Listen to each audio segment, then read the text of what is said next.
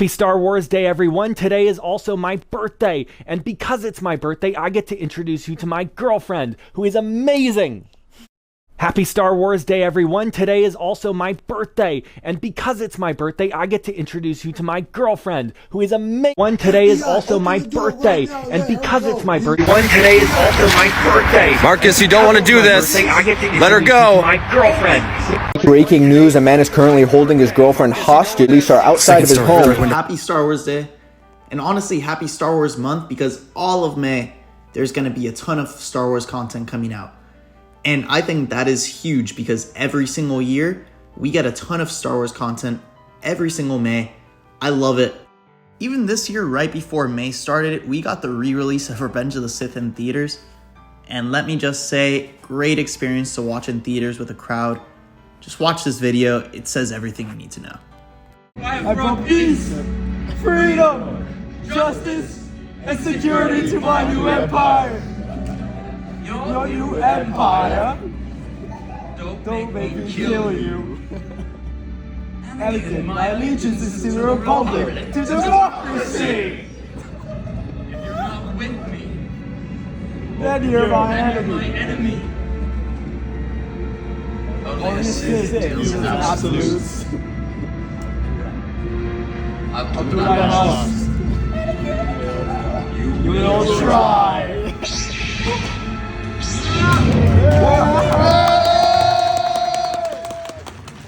But because of that, I thought it was a perfect opportunity to speak about the full Star Wars watch order. I did the exact same thing last year, split it into two videos, the video we talk about and the video we don't talk about. But what I'm going to do is I'm going to start providing the full watch order every single year with the new properties that we just got. I'm going to start the video talking about those new properties, and then from there, it's going to be the same video I put last year, just a little cleaner, building it all together just so you can watch the full video all in one sitting. But with that, there were 4 properties that we need to talk about from the last year, which are the Acolyte Season 1, Andor Season 2, Outlaws the Game, and Skeleton Crew Season 1. So before we go back to what we had before, welcome to Big Flick Energy, and let's jump right into it. So we start with the Acolyte Season 1. In the Acolyte, a mysterious assassin kills a Jedi Master, leading the Jedi Order to suspect Osha, a former Padawan. It's revealed she has a twin, May, who seeks revenge for a tragedy that occurred on their home planet, Brendok, 16 years ago. As May targets specific Jedi, the story flashes back to show Jedi once intervened with a witch coven, preparing the twins for a dark ritual. The intervention led to the coven's destruction and split the Force-created being into 2, Osha and May. As the hunt intensifies, a Sith warrior is revealed to be manipulating events, killing Jedi and sowing chaos. May rejects the Sith, but Osha is captured and tempted by the dark side. Flashbacks reveal the Jedi covered up the truth, that they caused the chaos on Brendok and split the Force entity. In the finale, Osha learns the truth, turns to the dark side, kills Jedi Master Soul, and takes a red lightsaber. The Sith warrior alongside May prepares to serve his true master, Darth Plagueis the Wise, who requires not 1 but 2 acolytes. And Darth Plagueis is also the master of Darth Sidious, who's also known as Emperor Palpatine, who we'll meet down the line. So what happened to these 2 acolytes? Can only imagine Darth Sidious had a role to play in it. But the series ends with the Jedi Council calling on the aid of Master Yoda, a character who we first met in Young Jedi Adventures, who will have a major impact throughout the rest of the Star Wars timeline. And this takes place during the final days of the High Republic, around 100 years before the Phantom Menace, after Young Jedi Adventures, and before the Fall of the Jedi, which starts with Tales of the Jedi, Life and Death. This is followed by Andor Season 2, where here Cassian Andor's journey toward becoming a rebel hero unfolds across 4 years. Each arc follows key missions that shape the early rebellion, revealing growing divisions among rebels and increasing brutality from the Empire. Cassian navigates espionage, betrayal, and personal loss, rising as a central figure in the fight. The final episodes lead directly into the events of Rogue One, where his story continues. This story will tie in important characters throughout the world of Star Wars, like Director Krennic of the Empire, Mon Mothma, who is basically the Stan Lee of the Star Wars universe, with how many projects she's in, and references to the Emperor and Grand Moff Tarkin, among others. I would love to go deeper into this season, but given it's still being released on Disney+, I would rather not go too deep into it for spoiler reasons. And this takes place during the Age of the Rebellion, 1 year after Andor Season 1, all the way to the moments before Rogue One. And the release schedule is 3 episodes at a time, which those 3 episodes take place 1 year, next 3 the next year, next 3 the next year, next 3 the following. And the first episode does open up by saying that this year is BBY 4, which is before Battle of Yavin 4. And this will take place after Forces of Destiny Jin's Trade, which also ties into Rogue One, and before Rogue One. And this is followed by Outlaws. In Outlaws, shortly after the Battle of Hoth, Kay Vess tries to escape her criminal life on Cantonica. She joins a crew planning a vault heist against Sliro Barsha, a rising crime lord. But the job is a setup, and the crew are rebels freeing their leader, and Sliro blames Kay, placing a death mark on her. Kay escapes, steals a ship, and crashes on Tashara, where she takes jobs from rival syndicates to repair her ship and survive. Among these battles include one against Jabba the Hutt and his thugs, and as she goes to take out Sliro, she discovers he's secretly an ISB agent, and the heist turns out to be a trap. Eventually, Kay will join outlaw Jalen Vrax, but he will betray her, as we find out Jalen is Sliro's brother, and watches as he kills Sliro to seize power. Kay's droid ally kills Jalen to protect her, and the crew escapes the Star Destroyer Revelator, destroys it with Rebel and Syndicate support, and parts ways. In a post-credits scene, Kay helps her mother escape an Imperial prison, and throughout the story outside of Jabba the Hutt, Kay Vess will cross paths with other major players in the Star Wars universe like Kira, who is helping Maul lead Crimson Dawn after the events of Solo, Temmin, who will much later appear as a member of the Resistance in the sequel series, Lando Calrissian, who we first met in Solo and later saw in Empire Strikes Back, Return of the Jedi, and much older in The Rise of Skywalker, who gives Kay a secret mission in the story, and Darth Vader, who needs no introduction, who meets with Officer Sliro. A sequel to this game in the form of DLC is being released on Star Wars Day titled Outlaws: A Pirate's Fortune. But since I haven't played it and I haven't read anything about it, at the time of this video, I'll hold off on talking about it, and it'll be part of next year's video.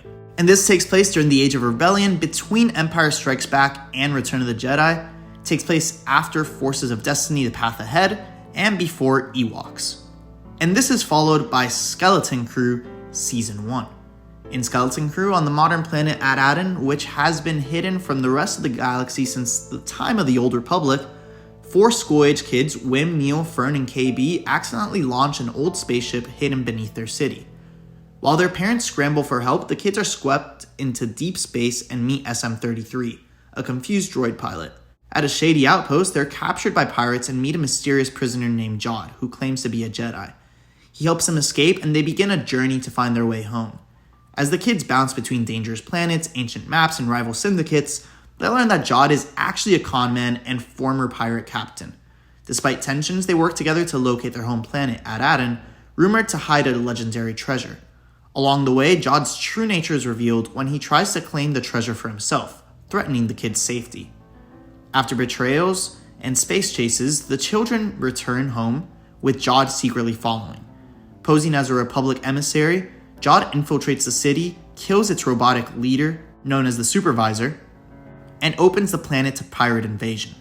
The kids and their parents fight back, ultimately disabling the planet's barrier, calling in the New Republic. As Jod is finally defeated and the pirates are driven off, the families reunite, and Ad-Aden is reconnected to the galaxy. And while this show is pretty isolated adventure from the rest of the galaxy, when we meet the Supervisor, it tells us the last correspondence they received from the Republic was that all Jedis are traitors, an obvious nod to Order 66, which we first saw in Revenge of the Sith and the final run of Star Wars: The Clone Wars.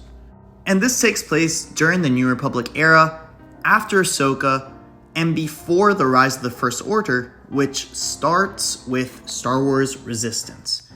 So, these are the 4 properties that have been released since the last Star Wars Day. Obviously, we also had Tales of the Empire, but since I made shorts on those, I'm actually throwing that into the middle of this video, so it actually fits into the timeline a little bit better. So, here we go. It's time to watch the full Star Wars watch order from before this year, since I'm done with what we just had. Dawn of the Jedi takes place 25,000 years before A New Hope, and focuses on the discovery of the Force. But with that, we go on to the next era, the Old Republic. Longtime fans know there's a lot of Old Republic content within Star Wars Legends. Most of it has been removed from canon. For now. I say for now because we're getting a new video game in this era that's a remaster of the famed Knights of the Old Republic. I absolutely love that game and can't wait for it. But this era shows a time where the Jedi and Sith coexist and have a set structure, fighting a war for thousands of years. Until that game comes out though, this era also has no projects to follow, so we can continue into the era Lucasfilm is pushing right now with the High Republic. The High Republic takes place during a time where the Jedi have won the war against the Sith and have brought peace to the galaxy, but other threats rise that they may take on. This era starts with the new animated kids show Young Jedi Adventures. Here, Jedi younglings study the ways of the Force, explore the galaxy, help citizens and creatures in need, and learn valuable lessons and skills needed to become Jedi along the way. We are also introduced to a vital character in the Star Wars world, Master Yoda, who even gives his first lightsaber he built away to the protagonist of the show, Jedi youngling Kai Brightstar. Now, this era has two other projects, but they're both currently in development, with the video game Star Wars Eclipse, which had an incredible trailer a couple years back, but no news since then.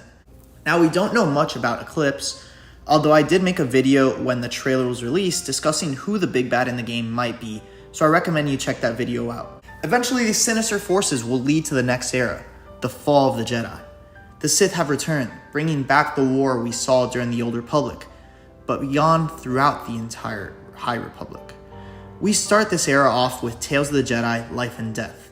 For starters, Tales of the Jedi is an anthology series showing us never-before-seen stories from the lives of Ahsoka Tano and Dooku, two Jedi who go down very different paths. But with Tales of the Jedi, Life and Death, we see a village of the alien species Togrutas, one of which proves to have the Force after being kidnapped by a creature that looks like a saber-toothed tiger. This Force-sensitive Togruta is the baby Ahsoka Tano, a character who will have a major impact in the world of Star Wars down the line. By the end of this episode, her village knows she is destined to be a Jedi. This is followed by Tales of the Jedi, Justice, which follows two young Jedi, Master Dooku and his Padawan Qui-Gon Jinn, as they need to resolve a kidnapping on a distant planet.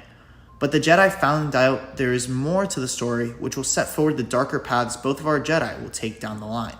We start to see this darker path for Master Dooku in the Tales of the Jedi episode, Choices, which partners Master Dooku, who is the apprentice of Master Yoda, with Mace Windu to investigate the mysterious death of one of their own. We see in this episode the way Dooku feels about the politics of the Jedi Order, which is a major turn from Windu's views. This will eventually lead to Windu receiving a seat on the Jedi Council while Dooku is left behind, setting up another internal conflict for Dooku to deal with despite being the hero of the story. Next up, we have our first film, Star Wars Episode 1, The Phantom Menace, with returning characters of Master Yoda, Master Qui-Gon, and Mace Windu. Jedi Knights Qui-Gon Jinn and his apprentice Obi-Wan Kenobi uncover a sinister plot involving the Sith, Darth Maul, and the Trade Federation. Alongside young Anakin Skywalker, who is saved from slavery, they embark on a journey that will shape the destiny of the galaxy far, far away. As the story unfolds, alliances will be tested and the true nature of the Force will be revealed, setting the stage for the epic saga to come with the reveal of the return of the Sith, and Anakin's future as the Chosen One, and as the Padawan of Obi-Wan Kenobi. We are also introduced to many important settings for the future of the Star Wars world, including Coruscant and Tatooine. This is then followed by Tales of the Jedi, the Sith Lord, which acts as a direct follow-up to the Phantom Menace. By the end of the Phantom Menace, two facts we know are that there's a Sith Lord awaiting his time to rise, and that Qui-Gon is dead. This episode explores both of these premises by showing Dooku's return from Jedi Knight to Sith Apprentice. We also see the unresolved fate of another of Yoda's species, Yaddle, as this episode acts very effectively as a connection point between the Phantom Menace and Attack of the Clones, taking place in part during the Phantom Menace, and after, we go to another anthology series with the YouTube series, Forces of Destiny. And we start with the episode, Monster Misunderstanding, another follow-up to the Phantom Menace, but less involved with Attack of the Clones than Tales of the Jedi. It follows one of the protagonists from that film as Queen Amidala solves the mystery of why a Sando Aqua monster first seen in The Phantom Menace is attacking the docks of Naboo when she interrupts poachers attempting to steal the creature's baby. This story doesn't hold much value to the world, but instead just gives us another story in the world of Star Wars. After, we have Star Wars Episode 2, Attack of the Clones, which takes place 10 years after The Phantom Menace and sees a group of more grown-up, experienced Anakin and Obi-Wan. Here, Jedi Knight Obi-Wan Kenobi and his Padawan Anakin Skywalker are tasked with protecting Senator Padme Amidala from assassination attempts. As they investigate, they uncover a secret army of clones being built for an unknown purpose, and delve deeper into the shadowy dealings of the Sith, alongside taking on bounty hunter Jango Fett, who the clones were modeled after, including the clone Boba Fett, who he takes on as his own son. And they also take on new Sith Lord Darth Tyrannus, otherwise known as Count Dooku. We also see the reason Qui-Gon feared bringing in Anakin to the Jedi Order as a youngling rather than as a baby, through his connection and love with his mother, and a promise he made to her at the end of their time in The Phantom Menace, a love that will eventually be given to Padme. So now, in the words of Master Yoda, "The shroud of the dark side has fallen. Begun the Clone War as we then explore Clone Wars Volume 1. Not The Clone Wars, just Clone Wars, the 2D series, which is a very underrated series that I really don't understand why Lucasfilm doesn't include this series in canon, but it's one of those that fits extremely well into this world. So it's on the timeline for this video. Here, Count Dooku auditions for a bounty hunter on the planet Radakat by pitting them against each other in a battle arena. Asajj Ventress, who is training to become a user of the dark side of the Force and is one of the Dathomirian species, also known as a Night Sister, kills every one of the bounty hunters and is sent on a mission to assassinate Anakin Skywalker. She engages him in a space battle through the streets of Moonalist and eventually leading him into Yavin 4, where the two engage in a lightsaber duel. Anakin emerges the victor, despite it being through means of rage and fear, a moment that is telling of the conflicts Anakin's future will hold.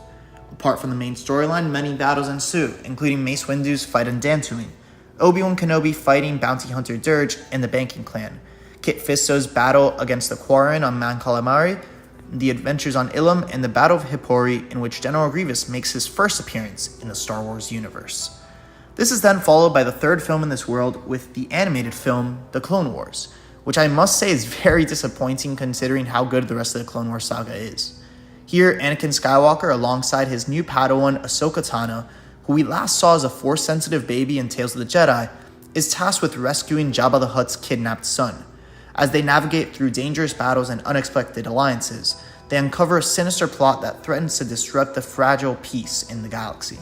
Their mission not only tests their skills as Jedi, but also deepens their bond as master and apprentice. As they forge ahead, they set the stage for the epic conflicts and alliances that will define the Clone Wars era, alongside showing us a major player in this world, Jabba the Hutt, who we first met in The Phantom Menace. This is then followed by Force of Destiny Unexpected Company, which sees Ahsoka join Anakin on a mission planned for just he and Padme, who are in a secret relationship after Attack of the Clones. Anakin, upset at the intrusion, sets a quicker flight path that puts them in the path of a separatist blockade. Eventually, Ahsoka begins to realize the relationship Anakin and Padme have, which shows how both Anakin and Ahsoka don't have a fondness for the politics of the Jedi Order and the inability to find love in this order, which will eventually lead to both of their legacies unfolding in this world. After, we continue with the relationship of Anakin and Ahsoka as he trains her in Tales of the Jedi, Practice Makes Perfect. Here, Anakin puts Ahsoka through a rigorous training exercise to prepare her for an uncertain future. One we see flashes of in this episode that leaves us questioning what happens down the line. But with that, we can finally jump into the beloved The Clone Wars series with Season 1 through Season 3, Episode 7. Here, the Republic and Separatists are embroiled in a galaxy-wide conflict. Jedi Knights Anakin Skywalker and Obi-Wan Kenobi, alongside their Padawans Ahsoka Tano and later Barriss Offee, navigate through a series of battles, each revealing new challenges and adversaries. Key storylines include the Battle of Christophsis, where Anakin and Obi-Wan lead Republic forces against the Separatist blockade, and countering the tactical brilliance of Admiral Trench, The Mystery of Mortis, where Anakin, Obi-Wan, and Ahsoka are drawn to the mysterious realm of Mortis, where they encounter powerful Force entities known as the Father, the Son, and the Daughter that test their resolve and hint at Anakin's destiny, which holds a much larger role for Ahsoka that I'll get into later. The Rise of Asajj Ventress, Count Dooku's deadly assassin who emerges as a recurring antagonist, engaging in fierce battles with the Jedi and showcasing her formidable skills. The Deception arc, where Obi-Wan goes undercover as a deceased bounty hunter, Rako Hardeen, to infiltrate a separatist plot, leading to a web of deception and betrayal. And the growth of Anakin's darkness, where Anakin's inner conflict and growing disillusionment with the Jedi Order are explored, especially in his interactions with Ahsoka and Padme, foreshadowing what his future may hold in store. This is then followed by Force of Destiny, Teach You, I Will, where Ahsoka learns to fight with 2 lightsabers as she spars with Master Yoda. Her fighting style becomes iconic in the Star Wars world after this moment. This is then followed by Force of Destiny, The Padawan Path, which once again pairs Ahsoka with Yoda, where on her way to a Jedi ceremony, Ahsoka Tano detours where she's screaming and rescues the civilians from a malfunctioning droid. We then return to the Clone Wars with Season 3, Episode 8 up until Season 5, Episode 9. The galaxy remains embroiled in the conflict between the Republic and the Separatists. Jedi Knights Anakin Skywalker, Obi-Wan Kenobi, Ahsoka Tano, and the Clone Army, including Commander Cody and Captain Rex, continue to face new challenges and adversaries as they navigate through the ever-evolving battlefield. Key storylines and developments include the return of Darth Maul, who was presumed dead since getting killed by Obi-Wan in The Phantom Menace, as he resurfaces with a vendetta against the Jedi and a desire to reclaim his power. His return sparks chaos and threatens to disrupt the balance of power in the galaxy. We also see Ahsoka's growth and trials as she continues to grow as a Jedi, facing personal trials and challenges that test her loyalty, courage, and convictions. Her bond with Anakin deepens, but she also faces doubts and uncertainties about her place within the Jedi Order. The Mandalorian Civil War, where Obi-Wan becomes embroiled in the internal struggles of Mandalore and a relationship he holds. A neutral system with a deep history torn apart by civil war and political intrigue, as his efforts to bring stability to the region lead to unexpected alliances and betrayals. The rise of Death Watch, a radical faction that emerges as a significant threat in the Mandalorian politics, advocating for violence and conquest. Their ambitions clash with Obi-Wan's efforts to uphold peace and justice. The hunt for Darth Maul, as Anakin, Obi-Wan, and Ahsoka embark on a dangerous mission to track down and confront Darth Maul, leading to epic battles and emotional confrontations that will have far-reaching consequences for the Jedi and the galaxy as a whole, and more interesting characters like the rise of the bounty hunter Boba Fett, continued battles with General Grievous and Asajj Ventress, bounty hunter Cad Bane, the Jedi Barriss Offee, Pirate Lord Hondo Sonata, and the Dathomirians, including Mother Talzin and Savage Opress. After comes Jedi Temple Challenge, a series that is more of a competition show like a Wipeout but for kids. And here, Jedi Master Kelleran Beck guides players through 3 rounds of trials as they strive to become Jedi Knights. Now, you really don't have to watch this series. I only include it in this world because we'll see the return of Kelleran Beck down the line in The Mandalorian, but we'll get there later down the line. This is followed by Force of Destiny, The Imposter Inside, which pairs Ahsoka and Padme. Ahsoka Tano helps Senator Padme Amidala prepare for a diplomatic meeting while simultaneously warding off the devastating attacks of Spy Kato. Next, we have Force of Destiny, the Starfighter stunt, once again following Ahsoka and Padme. While Ahsoka teaches Padme how to pilot a ship, they come under attack by a droid starfighter and must take it on head-on. We then continue to the Clone Wars with Season 5, Episode 10 through Season 7, Episode 9. Here, the galaxy continues to be engulfed in the turmoil of war as the conflict between the Republic and the Separatists reaches its zenith. Jedi Knights Anakin Skywalker, Obi-Wan Kenobi, and Ahsoka Tano face their most challenging trials yet, as they confront new adversaries and grapple with the consequences of their actions. Key storylines and developments include Ahsoka's departure, where disillusioned by the Jedi Council's actions and the corruption within the Republic, she makes the difficult decision to leave the Jedi Order. Her departure sends shockwaves through the Order and strains her relationship with Anakin and Obi-Wan. The rise of Darth Sidious as his master plan begins to unfold as he manipulates events behind the scenes to orchestrate the downfall of the Jedi and the Republic. The Siege of Mandalore, where Ahsoka, now aligned with the Republic but no longer a Jedi, returns to Mandalore to confront Darth Maul and his forces in a climactic battle. The Clones and the Loyalty, which is tested as they grapple with their own identities and allegiances in the midst of war. And the inclusion of a new team of clones known as the Bad Batch, who each have special abilities, and Anakin's darkening path, as his inner turmoil and descent into darkness accelerate as he grapples with his fear of loss, his anger towards the Jedi Council, and his growing disillusionment with the Republic. His bond to Padme is tested as he struggles to balance his duties as a Jedi with his desire to protect those he loves. We continue to see this as we jump into the 2D animated Clone Wars Volume 2. It gives the audience a look at Obi-Wan Kenobi and Anakin Skywalker's adventures in the Outer Rim territories as mentioned in Episode 3, Revenge of the Sith. Anakin is knighted as a Jedi Knight, and Coruscant comes under attack by the Confederacy of Independent Systems. This then serves as a diversion for General Grievous and the droid army to sneak in and capture Supreme Chancellor Palpatine from Coruscant. It delves deeply into and focuses mostly on Anakin's story and the relationships between him and Obi-Wan, while also showing their struggles during the war. It builds up many of the events leading to Revenge of the Sith as it takes place closer to the film's time frame. It is also an immediate lead-in to Revenge of the Sith, as the opening scene of the film takes place only minutes after the end of Volume 2. So with that, we can jump into my favorite of the Star Wars films, Episode 3, Revenge of the Sith. In Episode 3, the Clone Wars reach a crucial juncture as the Republic faces its greatest challenges yet. Jedi Knights Anakin Skywalker and Obi-Wan Kenobi are tasked with confronting the sinister plots of the Sith, even as their own order faces internal divisions.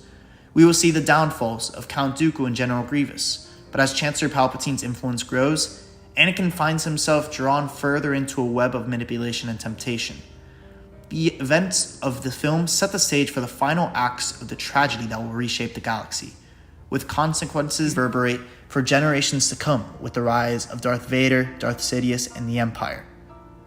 Before the Empire, though, we close out the Fall of the Jedi with Season 7, Episodes 10 through 12 of the Clone Wars, which takes place during the events of Revenge of the Sith, but follows Ahsoka's escape from Order 66, as Captain Rex and the 501st Legion turn on her. We see Ahsoka team with Darth Maul to take them on as she goes into hiding, and ultimately saves Rex from the curse of Order 66. With that though, we move into the reign of the Empire. The Sith have won the war, and the Jedi have fallen, and with the rise of the Sith comes the Empire. This starts with the Bad Batch, following the special group of clones known as Clone Force 99. It shows the transition from the clone army to the stormtroopers for the Empire as many clones turn on the Empire. But it also delves into a sinister plot by the Empire to gain the ability to clone Force users, a storyline that will have great importance down the line. This show just had its series finale earlier this week, by the way, and the end of the show gave us a 20 years later moment for two of our protagonists, which in my opinion sets up an interesting follow-up series that I hope to explore, and I'm actually planning on making a video where I come up with what that show should be. After the Bad Batch, which shows us what many Clone Wars era characters have been up to, we see the return of one of these characters in the form of Ahsoka Tano in Tales of the Jedi, Resolve. It starts with showing the funeral of Padme on Naboo, but quickly flips over to Ahsoka in hiding on a faraway planet, but is found by an Inquisitor, an agent of the Empire trained by Darth Vader in the ways of the Sith, who are trained to hunt the remaining surviving Jedi in the galaxy. This episode sets up her eventual future as she prepares to help in the fight against the Empire, after defeating the Inquisitor. This is then followed up by Jedi Fallen Order, the first video game we're discussing in this timeline, where we meet former Jedi Cal Kestis, who survived the events of Order 66. Pursued by the Empire's Inquisitors, Cal embarks on a quest to unlock the secrets of an ancient civilization, while also evading capture and rebuilding the Jedi Order. As Cal navigates through various planets and confronts formidable foes, most of which are former Jedi turned bad, including Darth Vader, players uncover the truth about a sinister plot that could reshape the galaxy. Along the way, Cal forms alliances with allies both new and old, each with their own motivations and agendas, which includes former Jedi Master Ser Junda, and one of the last surviving Dathomirians in the form of Night Sister Mirren. This game takes place 5 years after Order 66 and the events of Revenge of the Sith. And honestly, that point where you go against Darth Vader in this story, I was screaming as soon as I started playing that. It's a crazy moment. If you haven't played the game, play the game. If you don't want to play the game, watch the video, because that is a great moment. Now, 4 years after this, we jump into the events of the film Solo. We follow the young Han Solo as he embarks on a journey into the criminal underworld. Through daring escapades and unexpected alliances, Han begins to carve out his path as a renowned smuggler and pilot. Along the way, we witness the origins of his iconic friendships with Chewbacca and Lando Calrissian, as well as the pivotal moments that shape his character, including the forgotten love Kira and her connection to Darth Maul, who still roams the galaxy, but now on his own accord as a crime lord of the Shadow Collective. As the film unfolds, it lays the groundwork for the future adventures and escapades that will define Han Solo's legacy in the Star Wars universe. We continue to see Kira's story in Forces of Destiny Triple Cross, where Hondo teams up with the bounty hunter droid IG-88 to capture Kira, but she outsmarts both her pursuers by pitting them against each other so that she can collect the bounty on them. We then jump a year in the future with the show taking place 10 years after Revenge of the Sith in the form of Obi-Wan Kenobi. Here we see the follow-up to the end of Revenge of the Sith as we follow Obi-Wan living on Tatooine, trying to connect with the Force ghost of his former master Qui-Gon Jinn and looking over the young Luke Skywalker, until he is called in to save the daughter of Bail Organa, Leia. In his journey, we'll meet the Inquisitor tasked with capturing Obi-Wan and her origin that is ever intertwined with the legacy of Anakin's killing of the younglings in the Jedi Temple. We also meet the Grand Inquisitor and see a rematch between Anakin and Obi-Wan, one which helps explain how Obi-Wan knows Anakin is still alive in the future films, but that while alive, he's no longer Anakin, and he has truly become Darth Vader. After, Vader has his next mission during the events of the follow-up game to Jedi Fallen Order in the form of Jedi Survivor. In this game, we see Cal take on a High Republic-era Jedi who was frozen for generations. The growing relationship between Cal and Mirren, the fight between Ser Junza and Darth Vader, and we meet another surviving Jedi turned evil who Cal must take on to build a safe haven for the Jedi Temple to be rebuilt, and for those in Seek of Refuge, which closes out the reign of the Empire and opens up the Age of Rebellion. By the end of this game, though, we will also have a side mission which pits us against bounty hunters until we meet face to face with Boba Fett, son of Jango Fett, who we had not seen since his youth in the Clone Wars. But with the Age of Rebellion, the galaxy prepares for the fight against the Empire. We see this first in Star Wars Rebels Season 1, the series taking place 14 years after Revenge of the Sith and now closer to the original Star Wars trilogy. We are introduced to a small band of rebels who operate in the Outer Rim, fighting against the oppressive rule of the Galactic Empire. The crew of the Ghost, led by former Jedi Kanan Jarrus, who we first met in the opening scene of The Bad Batch, and feisty pilot Hera Syndulla, that we also first met in The Bad Batch, but as a baby, undertake daring missions to disrupt Imperial operations and aid those oppressed by Imperial rule. Throughout the season, the crew encounters various challenges and adversaries, including the ruthless Imperial agent, Agent Kallus, and the Grand Inquisitor tasked with hunting down Jedi survivors who we last saw in Obi-Wan Kenobi. Key storylines in Season 1 include Ezra's journey, where he, a young orphan with latent Force abilities, joins the crew of the Ghost and begins his journey to becoming a Jedi under Kanan's tutelage, where we will also see the return of Ahsoka Tano as Agent Fulcrum. This is followed by Forces of Destiny, a disarming lesson, where Ahsoka gives Ezra a lesson in finding his inner strength and trusting in the Force, when she disarms him and pressures him to adapt to her attacks on the fly. With that, we can continue with Rebels Season 2, Episodes 1 through 12. Here the stakes are raised as the Ghost crew faces new challenges and adversaries in their fight against the Galactic Empire. As they continue their efforts to undermine Imperial control and aid those oppressed by the Empire, they encounter significant developments that shape the course of their struggle. Key storylines and developments include the return of Ahsoka Tano, who aids the Ghost crew in their battle against the Empire, the hunt for Ezra, where Inquisitors intensify their pursuit of Ezra Bridger, and the legacy of the Sith, where the crew encounters artifacts and remnants of the Sith, uncovering secrets that have far-reaching implications for their fight against the Empire and the fate of the galaxy. We will also see other characters of past and future through this series, including Captain Rex, Pirate Lord Hondo, and Bail and Leia Organa. We return to Forces of Destiny with Bounty of Trouble, where Sabine infiltrates an Imperial base to get important plans from Princess Leia, but the two are attacked by Bounty Hunter Droid, once again setting up this team's role in the larger Star Wars universe. Then we return to Rebels with Season 2, Episode 13 through Season 3, Episode 8. As they navigate the ever-shaping landscape of the Rebellion, they encounter significant developments that will shape their destinies and the fate of the galaxy, which include the growing threat of the Empire. As the Empire's grip on the galaxy tightens, as they escalate their efforts to crush the Rebellion, as the Ghost Crew faces off against formidable Imperial adversaries, including Grand Admiral Thrawn, who proves to be a cunning strategist and a formidable foe. Ezra's journey, as he continues to grapple with his own connection to the Force and his role in the Rebellion, the return of Maul, who is seeking vengeance against his old enemies and pursuing his own agenda, which adds a new layer of complexity to the conflict as he manipulates events from the shadows and plays his own dangerous game as he seeks to turn Ezra to the dark side.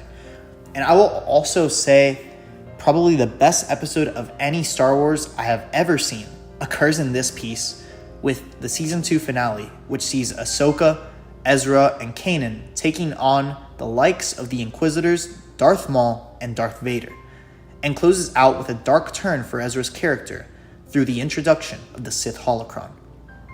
We'll continue with 3 Forces of Destiny episodes, starting out with Newest Recruit, where Sabine and new character Ketsu face off against stormtroopers on a mission that becomes more complicated than they bargained for.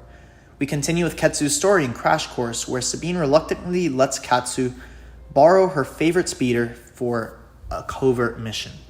We continue the story with Hasty Departure, where Hera and Sabine liberate an Imperial shuttle, but they board the wrong ship and it's full of troopers. Chopper flies the correct shuttle and rescues his friends mid-air. With this, we return to Rebels with Seasons 3, Episodes 9 through 16.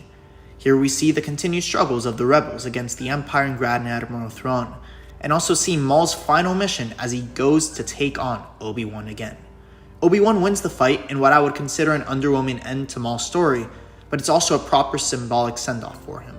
We then continue with Forces of Destiny art history, where while on a covert mission to free Mandalore, Sabine and Tristan risk everything to destroy an Imperial outpost that has defaced a symbolic statue of Tar Vizsla.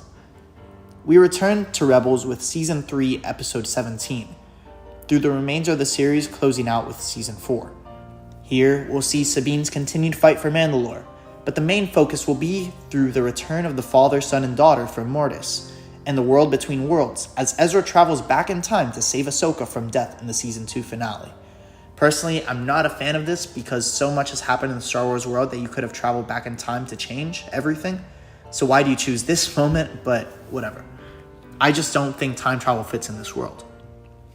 But we will also see Ezra sacrifice himself to defeat Grand Admiral Thrawn for now, as they are sent to the furthest ends of the galaxy, nowhere to be seen for the next decade. We'll also see the death of Kanan Jarrus, and the mourning of Hera Syndulla, who eventually gave birth to their child, but also the continued growth of the rest of the Rebels, as Ahsoka's story is not yet finished in this world. We then continue with the series Andor. The series follows thief-turned-rebel spy Cassian Andor 5 years before the events of Rogue One, exploring how he becomes radicalized against the Galactic Empire, and how the wider Rebel Alliance is formed. But the series holds a larger role in showing the creation of the superweapon, the Death Star.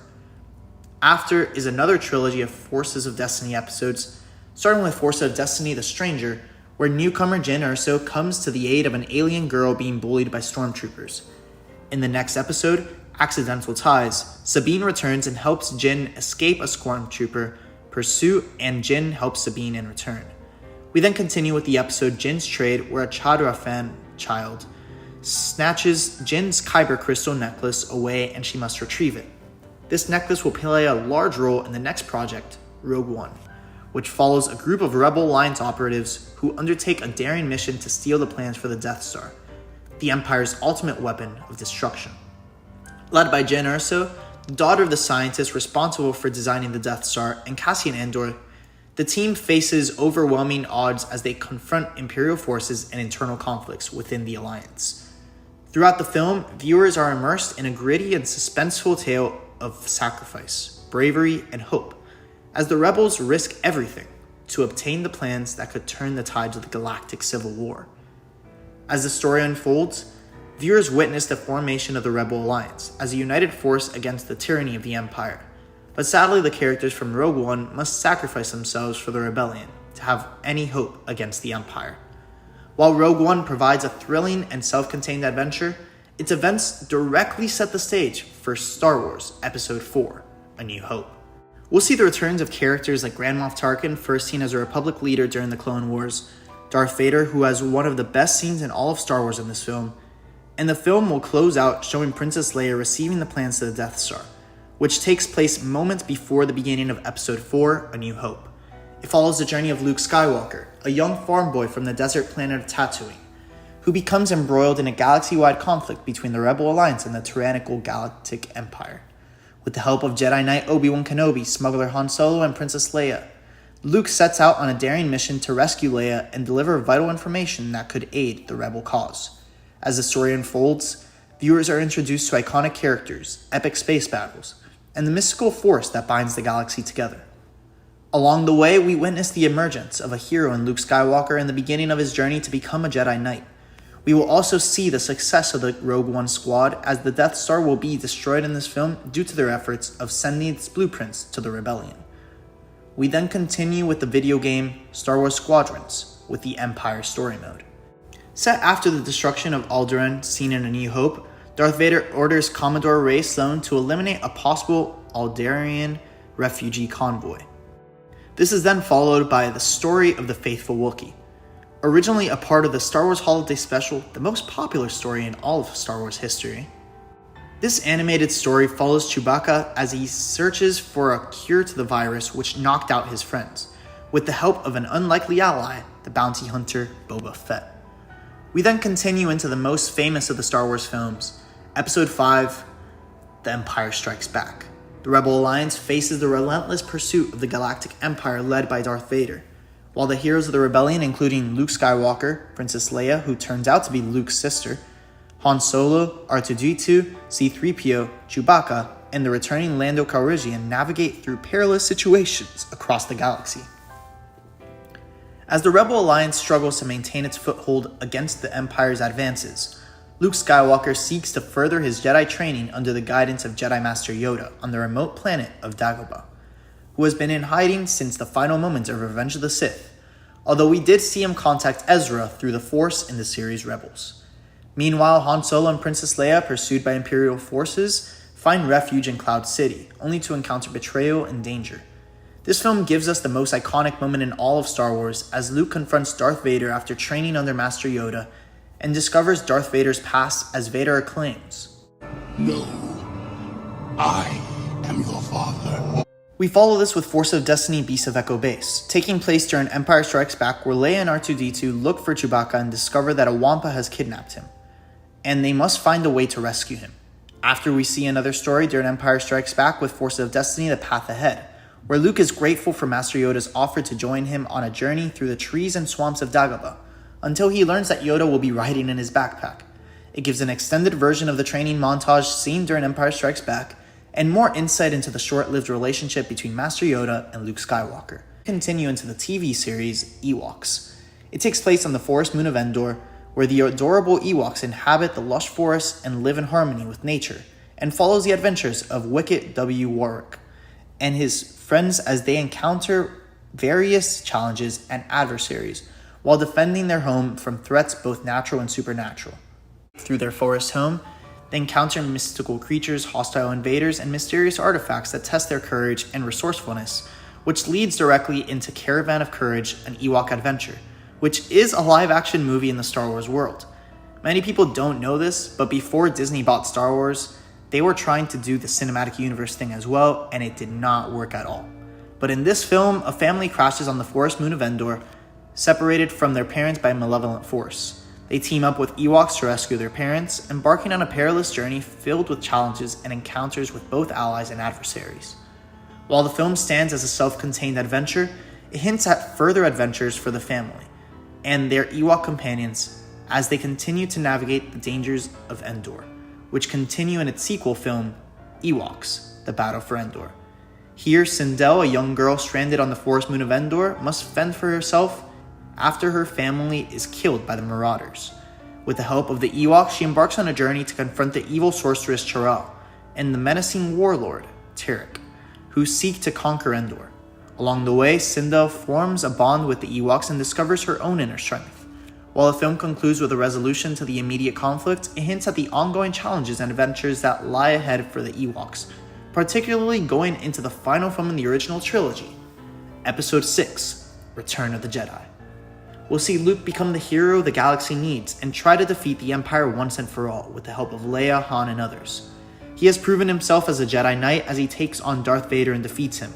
But as the story comes to a close and Vader returns to the light by killing the Sith Lord Darth Sidious, otherwise known as Emperor Palpatine, fulfilling the prophecy of bringing back balance to the Force, he dies as Anakin instead of as Vader. The heroes celebrate.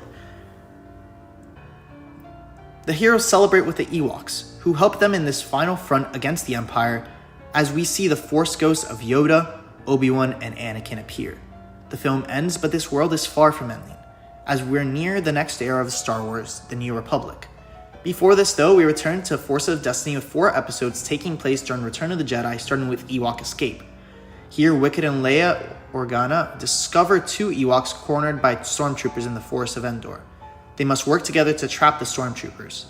After is an Imperial feast where Leia orders Han to bargain with fellow pilot Hera Syndulla for rations that the hungry Ewoks might enjoy. This is a very important part of the story to me, as it shows where the characters in Star Wars Rebels were during the events of Return of the Jedi and the final fight against the Empire. They were fighting alongside our heroes, we just never knew it. We continue to see this in the episode Chopper and Friends, where Hera is surprised to discover that Chopper has crewed the Ghost with 2 Ewoks who prove their mettle and help take down some stray ties over Endor. We then close out the Age of Rebellion with the final story during Return of the Jedi, Forces of Destiny. Traps and Tribulations, where Luke and Leia, with the aid of a lightsaber, help Nisa and Wicket stop a rampaging Gorax by resetting the Ewoks' traps. This is also the first time we see Leia with a lightsaber, as she borrows Luke's, but she will eventually become a user of the Force herself in this world. But with that, the Empire has been destroyed, and the Rebels have won the war, and it's time for the New Republic to come into power. And this era starts with EA's Battlefront 2 story mode. It follows the journey of Iden Versio, an elite Imperial Special Forces soldier, as she navigates through the events following the destruction of the second Death Star and the Emperor's demise at the Battle of Endor. As the Empire reels from the loss, Iden and her squad, Inferno Squad, embark on a mission to avenge the Emperor and restore order to the galaxy. Along the way, Iden grapples with her loyalty to the Empire and begins to question the morality of its actions. The game ends showing a story of Luke during the New Republic era, but also a new story of his nephew Ben Solo, who will eventually take on a legacy closer to his grandfather's. A story we will go into further detail with during the rise of the First Order. So hold off on watching or playing the final mission in the game known as Resurrection until I mention this story again. This is followed by the Star Wars Squadron's New Republic story mode, taking place 4 years after Return of the Jedi. The main plot focuses on 2 fighter squadrons, the New Republic's Vanguard Squadron and the Galactic Empire's Titan Squadron. The narrative follows the pilots of these squadrons as they engage in various missions that shape the balance of power in the galaxy.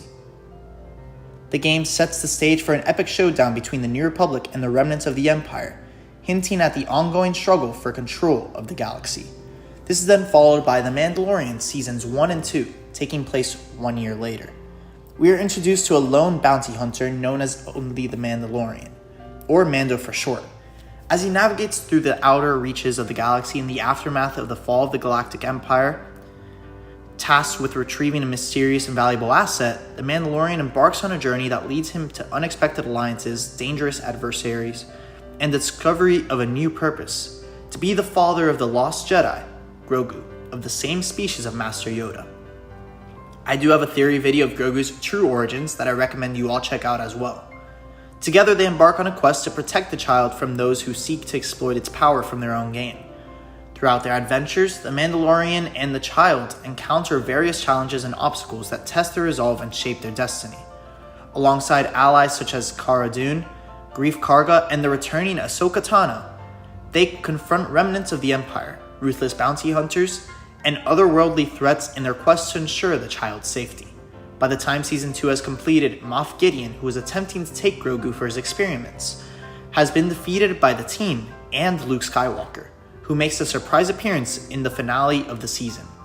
Luke takes Grogu to his new Jedi temple as his new student. And in this season, we are also reintroduced to Boba Fett, who was thought to have died at the beginning of Return of the Jedi. With his return, we follow up The Mandalorian with what Jon Favreau and Dave Filoni, creator of The Mandalorian and The Clone Wars and The Bad Batch, is what they call The Mandalorian Season 2.5, The Book of Boba Fett. The series follows Boba Fett as he takes on Jabba the Hutt's former role on Tatooine, overseeing it with a watchful eye. We'll see bounty hunters like the Wookiee Black Krrsantan and the ever-dangerous Cad Bane, who has an unexplored history with Boba Fett. To me, this series really is Mandalorian Season 2.5, as it undoes the ending of Season 2, with Grogu returning to Mando rather than continuing his training as a Jedi, which leads directly into The Mandalorian Season 3, which sees Mando and Grogu join forces with other Mandalorian to reunite the clans and take back Mandalore as their home. Eventually, we'll see the return of Moff Gideon and his plan to create Force-sensitive clones of himself and bring the Empire back to power. But he is ultimately killed with our hero surviving and Grogu being inducted as a Mandalorian foundly, the same way Mando was so many years before. Now, in The Bad Batch, we first explored this idea of Force-sensitive clones, but Omega escaped from their grip, which means there's still an untold story between the events of The Bad Batch and The Mandalorian, showing us how Force-sensitive cloning is possible. We will also see a flashback of Grogu to his past in the Book of Boba Fett, which takes place during Order 66, and it shows how he survived the attack on the Jedi Temple with the help of none other than Jedi Master Kelleran Beck from the Jedi Temple game series. We then continue with Ahsoka Season 1, where there's only one season as of now, but that's bound to change unless if they make it into a movie. This follows the flash-forward ending of Star Wars Rebels and sees Ahsoka training Sabine in the ways of the Force. However, this story takes a darker turn as Night Sister Morgan Elsbeth seeks to bring Grand Admiral Thrawn back from the outskirts of the galaxy to help bring back the Empire, and our heroes follow, also expecting to find Ezra Bridger there. In this story, we'll see Ahsoka have visions of Anakin as they face off once more, a moment necessary for Ahsoka to grow in this story. As the season is completed, Grand Admiral Thrawn returns to the galaxy with Ahsoka and company stranded. We also see another character, former Jedi Knight Baylan Skoll, with a very different mission, a journey that seems to be intertwined with the father, son, and daughter from Mortis. Speaking on Mortis, Ahsoka's destiny is also tied to that history, as it seems the daughter has been watching over her as an owl ever since the events of Star Wars Rebels. I believe she has a much larger destiny than what we have seen this far, and I actually made a video about that, and I recommend you all check it out. We're going to start talking about the story of Morgan Elsbeth in the 3 episodes called The Paths, Paths of Fear, Paths of Hate, Path of Anger. We start off with the Path of Fear, which sees Morgan Elsbeth taking on General Grievous as General Grievous destroys her entire clan of Dathomirians. It takes place right before Clone Wars Volume 2 and Revenge of the Sith, where we see the end of General Grievous. This is then followed by the Path of Anger that sees Morgan Elsbeth as the magistrate for a planet, and Grand Admiral Thrawn needs her help, which obviously leads into Star Wars Rebels. But it also leads into the Path of Hate, which sees Morgan Elsbeth during the New Republic era, and takes place before Ahsoka. So let's get right into it, Barriss Offee. It starts with Devoted, the episode that sees Barriss as a prisoner of the Jedi, and she's actually freed during Order 66 right after Revenge of the Sith, and she becomes an Inquisitor under the Grand Inquisitor and her new master, Darth Vader. This leads into the episode Realization, which sees Barriss and another Inquisitor going on a mission that they've been sent on by the Grand Inquisitor, but by the end of the episode, Barriss realizes that the Empire is not as good as she thought, and the Jedi may have been right. She turns back to the light side and takes on the Inquisitor. Around the time of the Bad Batch, and it leads directly into the episode The Way Out. This episode sees Barriss as a healer and protector as she eventually takes on the Inquisitor she fought in the second episode. And with this episode, we will close out the story of Barriss Offee in the Star Wars universe. The Star Wars Canon Timeline Part 2, the sequel series, or otherwise known as The Rise of the First Order. If the New Republic was the successor to the Republic, the First Order is the successor to the Empire. Led by Sith Lord Supreme Leader Snoke and his apprentice Kylo Ren, This era begins with the series Star Wars Resistance, taking place 6 months before The Force Awakens, the first film of the sequel trilogy, which takes place 30 years after the original trilogy. So let's start off with Star Wars Resistance. It follows the story of Kazuda Xiono, a young pilot recruited by the Resistance to spy on the growing threat of the First Order. Set on the remote Colossus platform, Kaz navigates through a world of espionage, intrigue, and danger as he gathers information on the First Order's plans. Throughout the series, Kaz forms friendships with a diverse cast of characters, including mechanic Tom Rivora, ace pilot Tora Doza, and the enigmatic Sinara Sun. Together they face off against the machinations of the First Order and uncover dark secrets that threaten the galaxy's stability, alongside meeting other characters in this war like General Leia Organa and the introduction to pilot Poe Dameron. This is then followed by Forces of Destiny, the Hapabor Hazard, which sees new character Rey, a scavenger on Jakku, discover a stubborn, unmoving Hapabor sitting on the ship she's meant to tow back for payment. This is followed by Force of Destiny Run Rey Run, where Rey is cornered by Tito, who is on the hunt for a valuable part on a Star Destroyer. Rey warns Tito that the removal of this part will trigger the vessel's collapse. We then continue with Battlefront 2, Resurrection, the epilogue of the game which follows Kylo Ren. We continue the journey of Iden Versio as well, where she is the former Imperial Special Force soldier turned Rebel Alliance fighter. Set after the events of the main campaign, Resurrection delves into Iden's personal quest for redemption and her determination to uncover the truth about the galaxy's future alongside her child. As Iden embarks on a new mission, players are thrust into a gripping narrative that intertwines her story with that of the enigmatic Kylo Ren. With the galaxy in turmoil and new threats emerging, Iden and Kylo find themselves on a collision course that will shape the fate of the galaxy. We see the pull of Kylo to the dark side with a mission that translates perfectly into Episode 7, The Force Awakens. The remnants of the Empire, now known as the First Order, seek to establish dominion over the galaxy, while the Resistance fights to uphold freedom and democracy. The story follows Rey, a scavenger on the desert planet of Jakku, who discovers a droid named BB-8, carrying a crucial piece of a map that leads to the missing Jedi, Luke Skywalker. Alongside Finn, a former stormtrooper disillusioned with the First Order, and Han Solo, the legendary smuggler with Chewbacca, Rey embarks on a journey to deliver BB-8 to the Resistance and uncover the truth about her own mysterious past, all while being hunted by Kylo Ren, the son of Han Solo and Leia Organa. The film comes to a close as Han Solo has perished, but the map to Luke is completed, giving hope to the Resistance in this war as the last Jedi has been found. Before this, though, we have 6 Forces of Destiny episodes with Sands of Jakku taking place during The Force Awakens, where on Jakku, Rey takes BB-8 home, but must fend off a hungry Night Watcher worm that wants to devour her new friend. After, in BB-8 Bandits, we see 3 scavenger thugs hoping to steal BB-8 that attack Rey and the droid. Rey leads them on a speeder chase and uses an old enemy to escape. Taking place later, during Force Awakens, we have Tracker Trouble, where we see Chewie and Rey use their mechanical skill to find the tracker bomb on the Millennium Falcon. After his perilous pursuit, in a dangerous snowspeeder chase across Starkiller Base, Rey and Finn work together to escape pursuing snowtroopers, which is then followed by Porg Problems, which follows Rey as she climbs the mountain to reach Luke Skywalker. As Rey struggles to force lift stones, a curious Porg snatches her lightsaber. Rey chases the Porg and force lifts it before it can dive into the water with her saber. This is directly followed by the episode simply called Porgs, where Chewie becomes exasperated when a pair of Porgs tears blue wiring out of the Falcon as they await the return of Rey from the top of the mountain. Chewie and R2-D2 discover that the Porgs are looking for rare blue moss for their nests. And with this, we go into the next film in the trilogy, Episode 8, The Last Jedi. The Resistance, led by General Leia Organa, finds itself on the brink of annihilation as the First Order closes in on their location.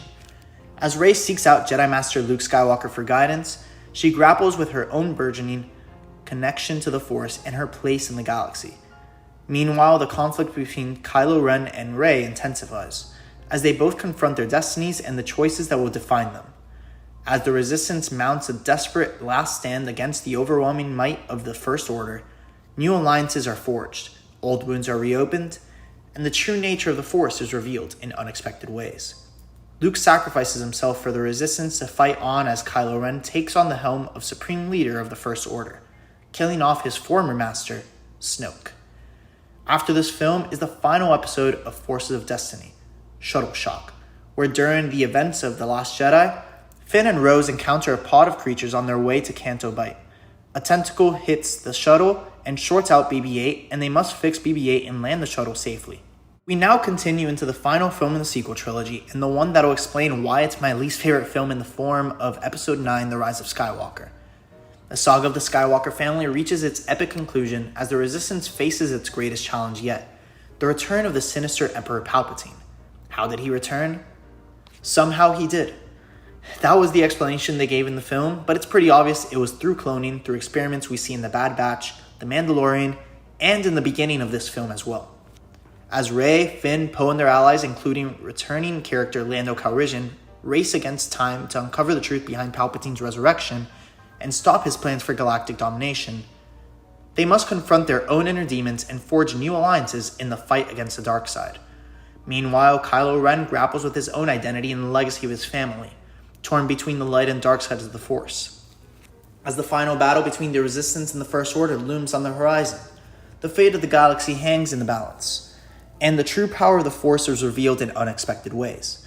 As the story unfolds, we're taken on a thrilling journey across the galaxy, from the deserts of Pasana to the wreckage of the Death Star on the ocean moon of Kef Bir. As the film comes to a close, Rey takes the name Skywalker instead of following in the legacy of her grandfather, Emperor Palpatine, and prepares to start up a new Jedi Order with her first student, Finn, who shows to have the Force in this film. Sadly, the most popular character in this trilogy, Kylo Ren, will die in this film after turning to the light. Now, why do I despise this movie? Well, because it ruins the premise of The Chosen One.